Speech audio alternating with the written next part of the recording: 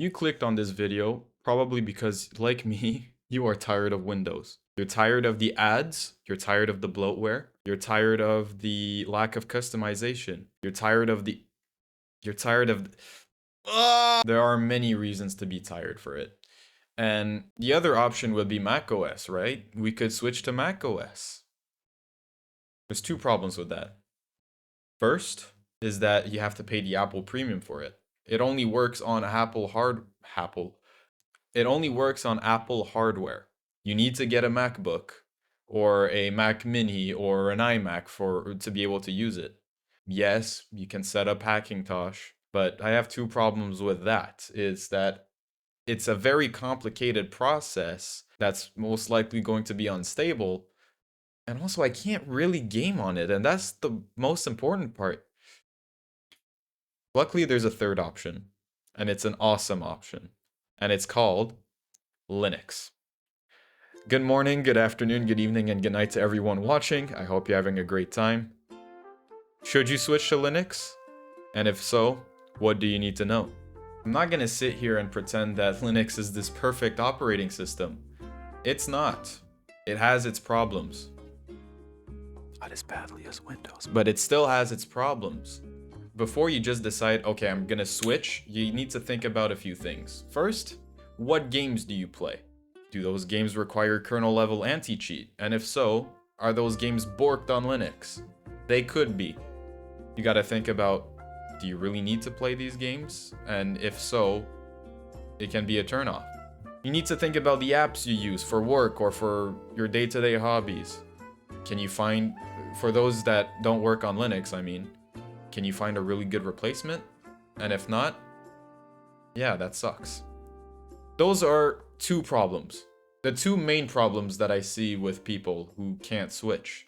But for the rest of you who don't have these issues, this could be it for you guys. This could be it for you. Now, you may be wondering, what makes Linux so good that you're talking about it right now, Finley? Well, here's the appeal. I'm gonna show you two. Now, this side-by-side performance comparison between Windows and an OS called Kashi, which we'll touch on later on, is from a guy called NJ Tech. Okay? I didn't do this. I'm not going to install Windows just for gaming comparisons, okay? Now, I put it on pause here because it just gives out the answers right here. On the left side, this is on a 5700 XT card. On Windows, the average FPS is 30. It's not great. On Kashi, it's 46. It's still not great, but it is so much better. The difference is so huge that in a video, you notice the difference. The 1% lows are much better too. 39 compared to 23. And then another thing is the RAM usage. On the left side, Windows, it uses 8.9. It's using, your computer is, ugh, I'm really bad at this. It's using 8.9 gigabytes of your RAM. On Kashi, it's using 7.4. Now, that might not seem like a big difference, but you're gonna see some bigger differences later on, don't worry. Let's go on the next game. The next game this guy or girl, I don't know, is showing is Spider-Man 2. Again, it's a smaller difference, but Windows 11, average frame rate of 51. Kashi, 58. The 1% lows is practically double on Kashi. And then you look at the RAM usage, that is a bigger difference, isn't it? 13 versus 9. That's really good, guys. Let's look at a different one. What is this? Horizon Zero Dawn. I played this game, and I noticed a big difference on my end. 66 on Windows, 74 on Kashi. 1% lows, again, double. The performance gains, however, is going to depend on your setup. Some more previous gen cards like this one will have a bigger difference than, say, a 9000 series card. Same thing for the Nvidia side. We'll touch on Nvidia later. RAM usage, Windows is using double. It has no business using double. Why does it need double? That's really bad. Let's look at a different comparison. Let's see the comparison with a 9060 XT, which is a much more recent card. I actually watched a little bit of it. We're gonna start with Spider-Man 2. Now, you look at the frame rates, It's actually slightly lower on Linux side. Cache is now on the left side for some reason. The 1% low is still a bit higher. But again, the RAM usage is almost double on Windows side. And now, Alan Wake, we saw that in the other video. Again, one more frame on Windows. It's the same performance, but RAM usage is not as bad on Windows, but it's still more than on Linux. Now, this is where it's going to startle you. I don't know if it's really the game doing that, but this is horrible. Now, the performance, the average FPS is higher on Windows, not the 1% lows, however, but look at the RAM. Holy cow, 22? Most of my friends' PCs couldn't be able to run that. It would be bottlenecking. Why does it have to use 22 gigabytes of RAM? Why? When the competitor is only using 12, 10 less. Okay, I'm going to stop doing that because I'm getting a bit upset. Now, another subject I need to talk about is Nvidia cards. You may already know that there is, how would I call this? This sort of knowledge that AMD cards are much better for Linux than Nvidia. And at some point, it was true, because back in when Nvidia were making their 1000 series cards, they decided to make everything proprietary, everything closed source, meaning that only they could modify certain things. They just didn't want to help kernel developers at that point, which is what created that very popular meme of Linus Torvalds going, Nvidia FU. But today, it changed. Not today specifically, I mean, these days it's almost equal, it's almost on par. I mean, you get the DLSS stuff on Nvidia and it's becoming open source again. It's really not an issue anymore. Unless you're on a much older card, maybe it's still a bit more complicated, but say you're on a 30 or a 40 series card, you're gonna have a pleasant time, as good as on AMD. Now, the other reason why I love Linux so much, why I switched, is the customizability. This is my desktop. It's very simple, but it changes every day, okay? Because that's how I am. I've got my simple dock with the apps on it. I've got a top bar that's fully transparent, but has a few little bubbles here, right? Is every Linux desktop like this? No. On Windows, you can change the wallpaper. You can change if you're on light mode or dark mode. Maybe the accent color. And, oh yeah, that's it. Yeah, that's it. You would need third-party apps to customize it more. And that's like, I don't trust that, man. But on Linux, I have this setup. But for example, if you go to my Discord server, and you go to Desktop Showcase, there are people showing their desktops all the time. Linux can look like this. I almost dropped my bottle here. Okay, let's restart. It can look like this. It can look like this. It can look like this. It can look like this. It can look like this. It may be my setup. I won't say. It can look like this. It can look like, let's go higher. It can look like this. It can look like this. The point is, I could show different desktops for hours, but it can be exactly the way you want it to be. And for me, thank you. Thank you, Linux. This is something I've needed for a long time. Mac OS didn't give me that. Windows didn't give me that. This did. And that's the other itch that Linux satisfied. Okay. Maybe now you are decided. Okay, I want to switch to Linux. I'm going to search up Linux download. That's not how it works, buddy. There is a thing called Linux distributions. Linux itself is actually more the kernel that operating systems use. Does that make sense? I don't know how true that is. It's more of a library of operating. No, that's not the right way either. Maybe you'll understand what I mean, but with Windows, you have the Windows kernel and the Windows desktop environment. On macOS, it's the same thing, but on Linux, you have options to satisfy the different needs you may have. And when you look it up, it can become overwhelming.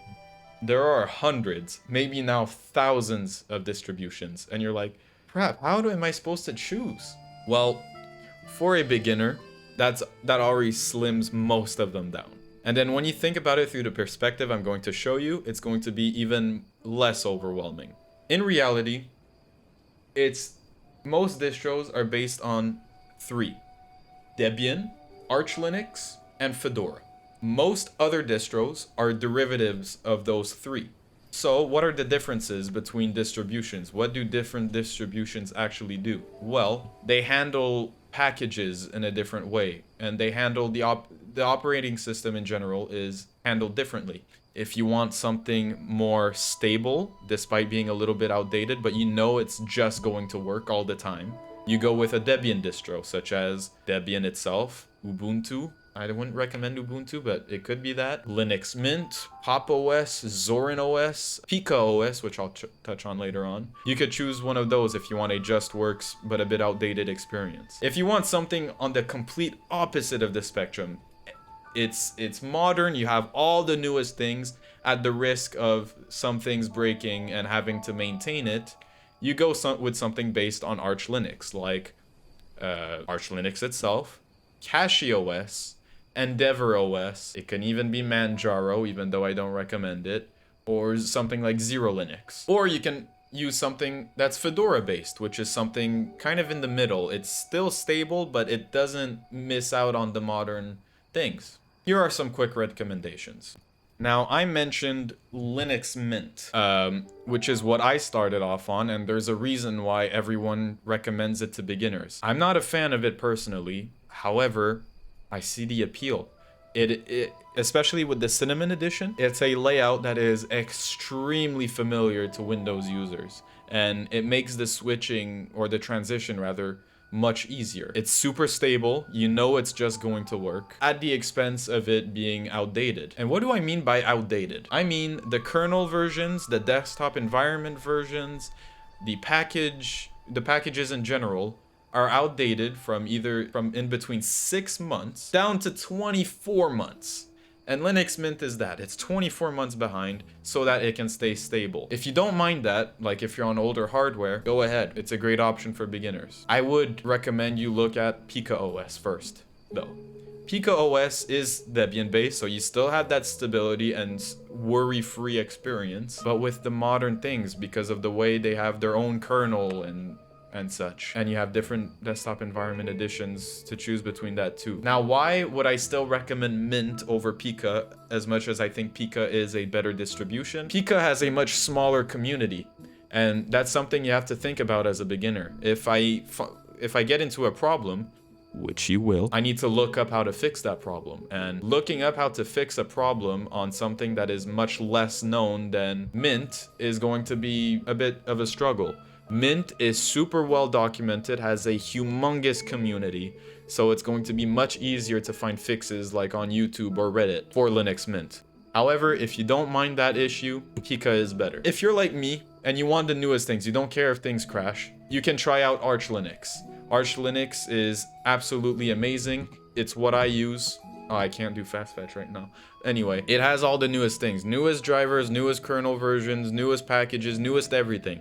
At the expense of, because it's using the newest things, sometimes things are untested and, oh crap, something broke my system. You have to learn to maintain it too, and the setup process, although it's much easier now than before, is a bit daunting for beginners, so that's why I wouldn't recommend it. However, like the comparison videos we saw for the gaming, Cashy OS. It's based on Arch, but it makes the installation process much easier, and you can set up everything without using the terminal. That's all I'm gonna say, and it's the one that's gonna feel the snappiest to you, especially if you're on new hardware. Now, why would I recommend something else instead of Cashy? Well, despite it being much easier, there's still a bit of maintaining to do, just a little bit. I know some of you are gonna be like, I don't need to do anything, and it's perfectly fine. It's a warning. It's just a warning. Then there's the Fedora side, okay? Fedora is the middle ground, but it offers the modern stuff anyway. Fedora is amazing. But if you're a content creator, there's going to be, well, not content creator, but if you use programs like DaVinci and such, you have to find the media codecs, you need to find certain drivers, and it can be a hassle, which is why Nobara can be really good for you too. It's a bit gaming oriented like Cashy and Pika, but it's based on Fedora instead. I won't go too in detail on which is better or which is worse. Look at some stuff up and see what would be best for you. Now, when you choose an operating system, some will have an ISO with a desktop environment in it. Cinnamon, XFCE, or Mate. With Pika, you have GNOME, KDE, Hyprland, and Neri. But there's some where you install the desktop environment on your own. Now, if you do have to choose, I recommend between GNOME and KDE. KDE if you want something familiar to Windows. GNOME if you want something completely different and more minimal, let's say. Again, I won't go too much in detail. You look at some videos about it, look at their websites and see how it goes. And there's a special kind of desktop environment called window managers. They tile the windows automatically for you. Like here. There's my OBS. Hello, Finley. There's my OBS and there's my file manager. But let's go on a different thing. Say I open my Microsoft's Edge. I know, I use Edge on Linux. Okay? Oh, now I want Cider side by side. Oh, it tiled it automatically. I know that was slow, but it's an app that takes a bit of a longer time to open. Oh, and now I want VS Code. It did it where my mouse was, and it's organizing it just like that. Isn't it fantastic? So why am I not recommending this for beginners? It's because the setting up process is really not beginner friendly. You need to kind of know what you're doing. But I'm showing it because that might be what you want in the long run. I've been using it. I cannot go back.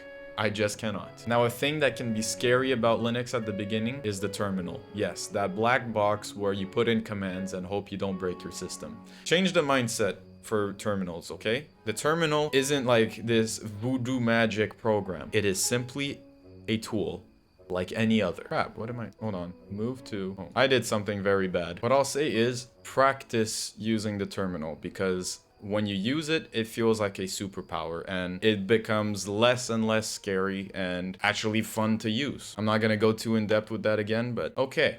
I'm not the best at talking, okay? I fumble on my words a lot. I often forget what I want to say, but I did my best here. If it convinced you to switch or you have other questions, let me know in the comments down below and I will help you to the best I can. Thank you guys for watching and I'll see you guys in the next one. Peace.